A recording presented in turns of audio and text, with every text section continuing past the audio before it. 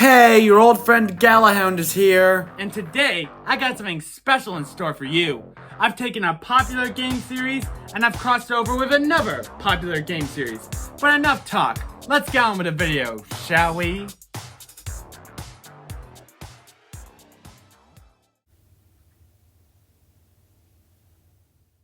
It was a cold night and way past her bedtime, but that was the least of our worries. Ashley Sparks, a 10-year-old girl with a red and white baseball cap, was walking down the streets alone, and she was afraid. A part of her wanted to turn back, but her fear was pushed away by a sense of obligation to prove herself, especially with what recently happened. It had been less than a week, and yet it had the whole town worried.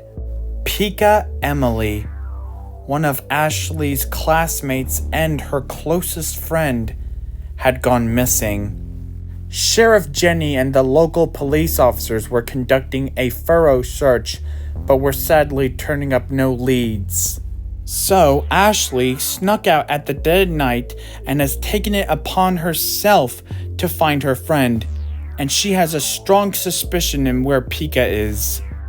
But that's only because Ashley might be part of the reason why Pika is now missing. For you see, their friendship has always went about with Ashley being scared of everything, whilst Pika was scared of nothing at all. And those roles had worked out for them a few times in the past, with Pika keeping the bullies away and Ashley keeping Pika away from trouble. But it was an arrangement Ashley wasn't entirely happy with. She was often teased for being so scared, whilst Pika was always praised for her reckless antics. A few weeks ago, Pika, whilst ignoring Ashley's warnings, climbed up a pylon to grab a stuck frisbee for one of their friends. And the moment that reckless child got down, all the other kids praised her as some kind of hero, and that was the last straw for Ashley. So, once everyone else had left, Ashley walked up to Pika, and she dared her to go to the Pokémon Diner. Now, for those of you city folk watching this video, you should know that the Pokémon Diner was a super popular family inn with delicious food, fun games, and a horrible accident took place. It all happened right in the middle of this show. They had a row of these animatronic mascots singing this somewhat catchy K-pop theme song. But then, before anyone else knew it, one of the animatronics had this freak malfunction. It started off shooting off electrical sparks everywhere, but onlookers just assumed it was all part of the show. That's when the dancing machine burst into flames. People screamed in alarm as the burning wreckage fell upon a 10-year-old boy who was sitting in the front row. The Pokémon Diner was forced to shut down shortly afterwards. Little did people knew that disaster was only the beginning.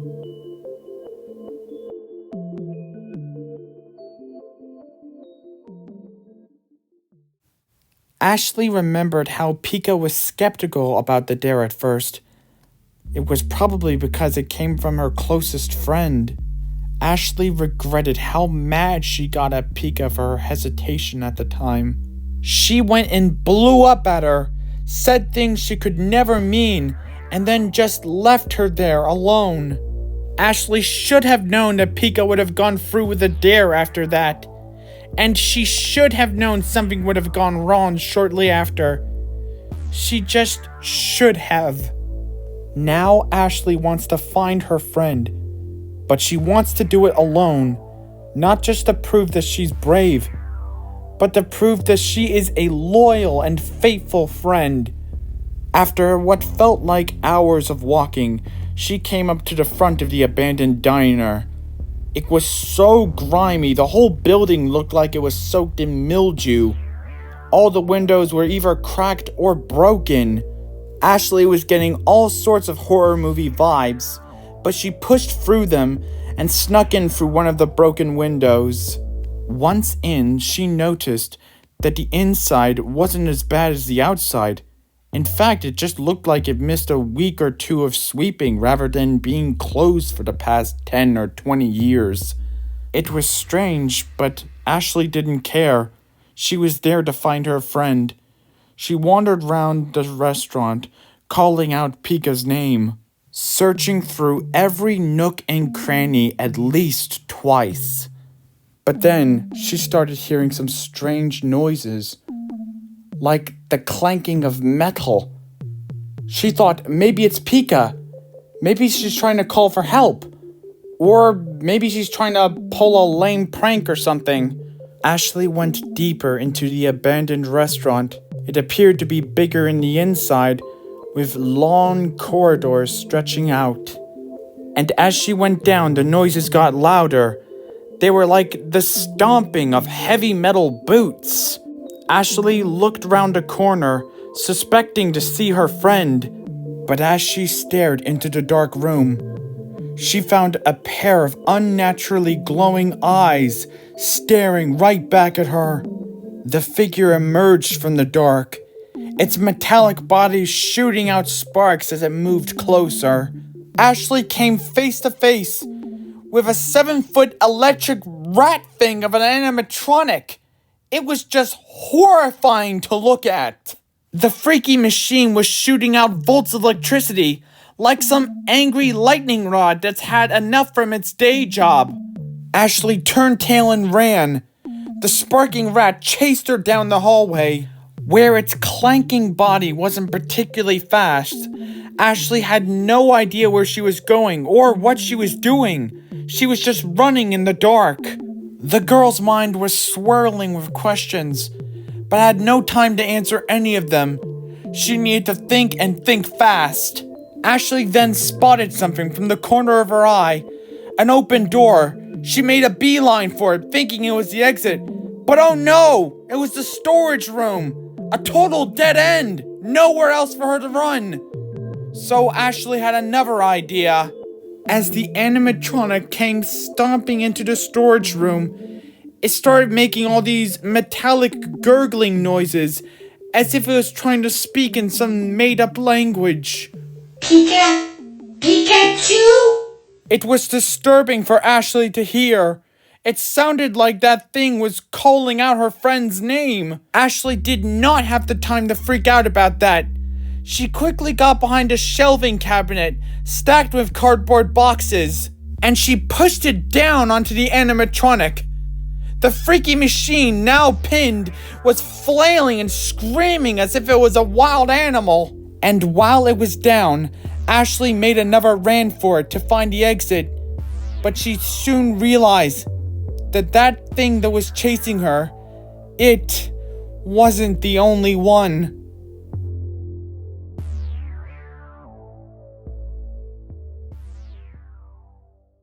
In her panicked state, it was like the restaurant had turned into some freak show of a labyrinth. Ashley was going through door after door, trying to find the way out, before that thing could find her. But what about Pika? What if she's trapped in there too? Or worse?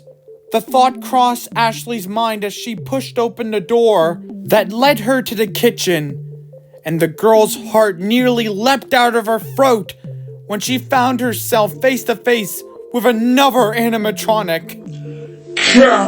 Combustion! Towering over her was what looked to be some kind of flaming chicken of a rusted animatronic. And it too was horrifying to look at. Like a childhood fantasy becoming your worst nightmare. It lunged for Ashley, but the girl ducked under its metal hands. She darted to the side and grabbed a frying pan off of one of the cookers. She whacked it against her attacker's nose, or beak, or whatever. It was no good. Ashley did more damage to the frying pan than to the actual robot chicken thing. She tried whacking it a few more times, but she was barely scratching its paint job. The animatronic stared her down, opened its beak wide, and out came a gust of flames. Ashley hit the dirty floor as she ducked out of the way. She had missed that fireball by just a few inches, but the next one was gonna be for keeps. Ashley, now in a panicked state, tried to crawl away as flames were stewing inside the animatronic, ready to blast the little girl into oblivion. That was when this story took yet another unexpected twist. The doors burst open by a vicious stream of water, dousing the flames and flooding the whole kitchen. Ashley was swept away by the water. Her small body slid down the hallway, along with the pots, pans, and other kitchen utensils.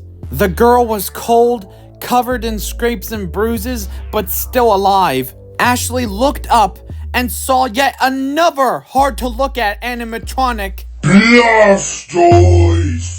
This one was of a giant blue turtle with, like, cannons on its back? Who designed these things? Anyway, Ashley stumbled back to her feet as the turtle and the flaming chicken began chasing her. It was bad enough she had to deal with one, now she has two of them? She can't fight them, and she can't run from them for much longer. She needs a plan right now. She was finding it hard to move with her clothes all waterlogged. That's when it came to her. Ashley ran, but this time she made sure her pursuers weren't far behind. She ran and ran until she found what she was looking for. She then faced her pursuers, taking off her jacket and waving it around like a bullfighter. She was beckoning them to come. The big turtle-looking one stopped in its tracks and pointed both its water cannons at Ashley, which was precisely what she was hoping for. At the very moment those cannons fired, Ashley leapt up and lassoed her jacket around the ceiling fan. The water jets missed her and went straight through an open doorway, right where the sparking rat was pinned down.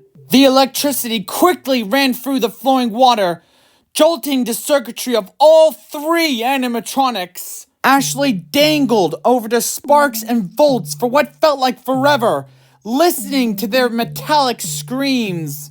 Eventually, the sparks died down, as did the screaming. After that, the metal monsters fell to the floor. Ashley had done it. She got them. All of them. Now, all that was left to do was to find her friend. But little did she know, this was just the beginning of the nightmare.